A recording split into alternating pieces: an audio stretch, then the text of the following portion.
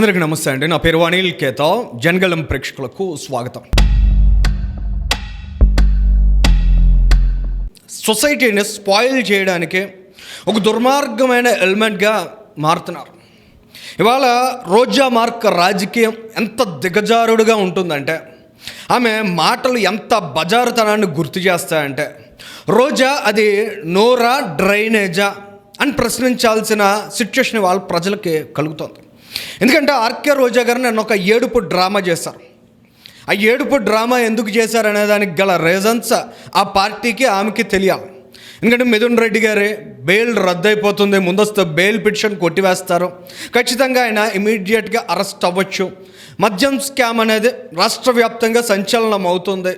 దాని నుంచి topic divert చేయాలి, జగన్మోహన్ రెడ్డి వైపు అందరూ వేలెత్తి చూపించే అవకాశం ఉంటుంది కాబట్టి దాని నుంచి కొంత డీవియేషన్ పాలిటిక్స్ చేయాలి. అందులో భాగంగా రోజా నిన్న ఏడుపు డ్రామా చేశారు. ఏడవడానికి దిక్కుమాలిన కారణాలు అనేకం ఉంటాయి కదా. రోజా మరీ ఎంత దిగజారిపోవాలా, ఆ స్థాయికి పతనమైపోవాలా, ఏం మాట్లాడుతున్నాం, దాని ద్వారా సొసైటీని ఎంత భ్రష్టు పట్టించే దశగా మనం ఆలోచనలు తీసుకెళ్తున్నాం, ఏ స్థాయికి రాజకీయాలను దిగజార్చేస్తున్నాం అనే కనీస ఇంగితాన్ని రోజా లాంటి వాళ్ళు మెయింటైన్ చేయకపోవడం కారణంగా రోజా నోట్లోంచి వచ్చినటువంటి కొన్ని మాటలు, అసందర్భంగా వచ్చినటువంటి ఆ మాటలను చూస్తే నిజంగా అది నోరా డ్రైనేజా అనే సందేహం ప్రతి ఒక్కరికి కలుగుతుంది. ఎందుకంటే నగరి మాజీ ఎమ్మెల్యేగా రోజా మారిన తర్వాత ఆమె దాన్ని భరించలేకపోతున్నారు, ఓటమిని జీర్ణించుకోలేకపోతున్నారు, ఏదో ఒక రకంగా పిచ్చి పట్టిన మాదిరి వ్యవహరిస్తున్నారు. అందులో భాగంగా అక్కడ స్థానిక ఎమ్మెల్యేని ఉద్దేశించి గాలిలో గెలిచిన గాలి నా కొడుకులు అంటూ ఒక మాట మాట్లాడారు, గాలి భానుప్రకాష్ను ఉద్దేశించి. ఆ తర్వాత ఆయన కూడా సహజంగా అదే శైలిలో స్పందించారు. రోజాని ఉద్దేశించి ఒక హీరోయిన్కి తక్కువ వ్యాంప్కి ఎక్కువ అనే మాటను మాట్లాడారు.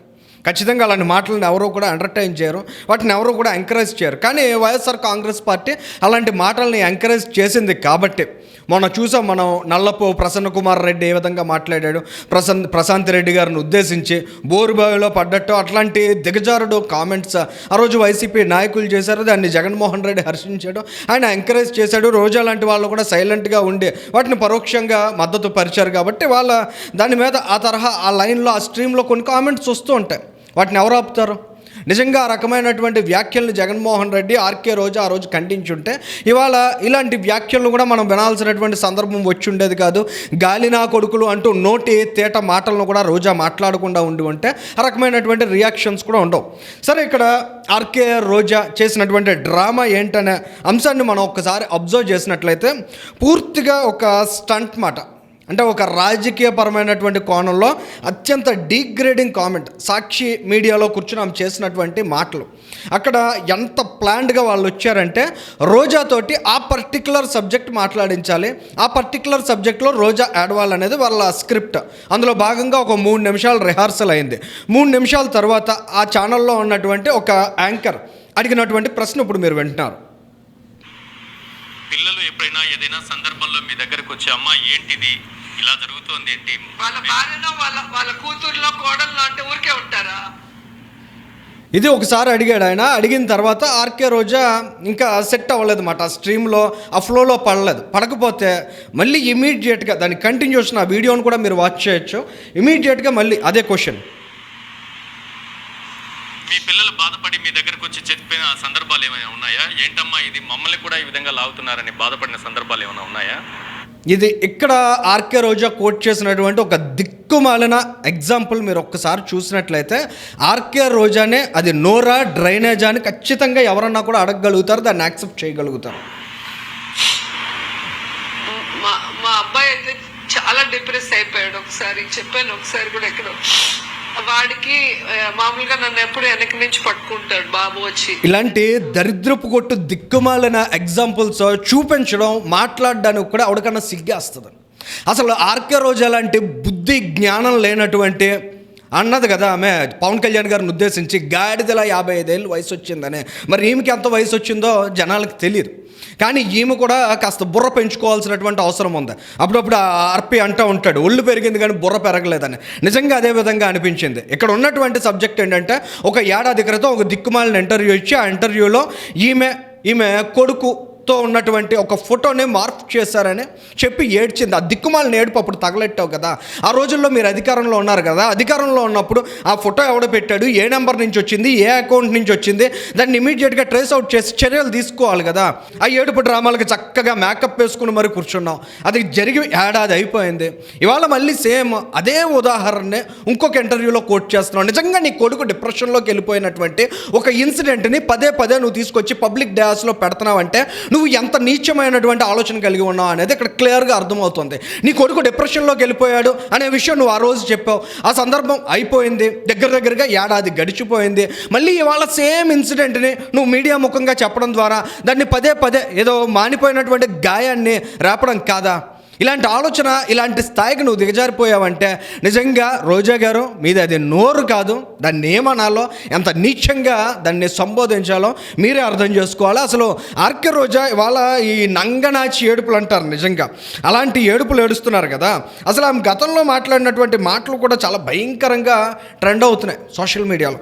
ఒకసారి పవన్ కళ్యాణ్ గారిని, జనసేన పార్టీని ఉద్దేశించి ఆమె మాట్లాడిన కొన్ని కామెంట్స్, ఇటు తెలుగుదేశం పార్టీని లోకేష్ గారిని, భువనేశ్వరి గారిని, రాజకీయాలతో సంబంధం లేదు ఆమెకి. చంద్రబాబు నాయుడు గారు అరెస్ట్ అయిన తరువాత కొంతమేర రాజకీయాలకు సంబంధించినటువంటి కొంత మద్దతును తెలియజేశారు. దాన్ని కూడా డైజెస్ట్ చేసుకోలేక ఆ మాట్లాడినటువంటి డీగ్రేడింగ్ కామెంట్స్ కూడా ఒకసారి మీరు వినండి. మనల్ని అభిమానించే మంది కొన్ని కోట్ల మంది ఉన్నారు. ఎవడో పిల్ల పిత్రేగాడు, పెద్ద పిత్రేగాడు లా అని ఆపిద్దాం. తో నోరు నిండిపోయిందా? నీ నోట్లో ఏమన్నా హెరిటేజ్ ఐస్ క్రీమ్ పెట్టుకొని ఉన్నావా? డబుల్ మీనింగ్ డైలాగులు, నోట్లో ఐస్ క్రీమ్ పెట్టుకుని ఉన్నారా అని చూసి తట్టుకోలేక 105 మంది చనిపోయాడు.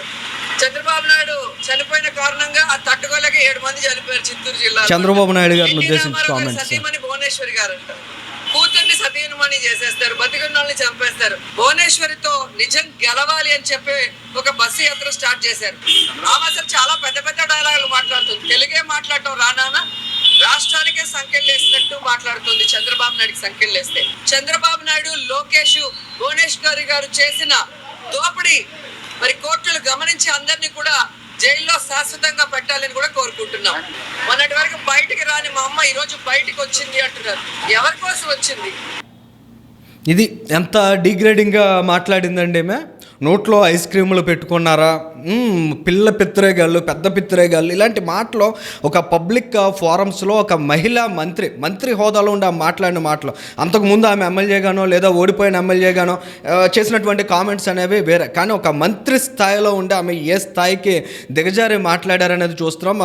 ఎన్టీఆర్ గారి సతీమణి అంటూ ఆ మాటలు కోట్ చేసినా కూడా, అంటే మాట్లాడడానికి కూడా చాలామందికి ఇబ్బందిగా ఉంటాయి. ఇలాంటి నీచమైనటువంటి మనస్తత్వం కలిగినటువంటి వ్యక్తులు ఇవాళ తన కొడుకు డిప్రెషన్లోకి వెళ్ళిపోయినటువంటి ఇన్సిడెంట్ని కూడా పొలిటికల్ మైలేజ్ కోసం, పొలిటికల్ డైవర్షన్స్ కోసం వాడుకోవడానికి సిద్ధపడతారు, దిగజారుతారు అనడంలో ఏ విధమైనటువంటి అతిశయోక్తి లేదు. ఇక్కడ పవన్ కళ్యాణ్ గారిని ఉద్దేశించి ఆ మాట్లాడిన మాటలు చూడండి. నేను పవన్ కళ్యాణ్ ఛాలెంజ్ చేస్తున్నా.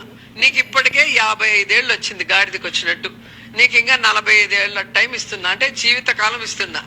జగన్ సార్ చిటికెన వేల మీద ఉన్న వెంట్రుకను కూడా నువ్వు పీకలేవని నేను చెప్తున్నా. అసలు నువ్వెంత, నీ బతుకెంత, నీ స్థాయి ఎంత? జగన్మోహన్ రెడ్డి గారిని కాదు కదా, ఎడమ కాలి చిటికెన వేల మీద ఉన్న వెంట్రుకని కూడా ఎవరు పీకలేరు.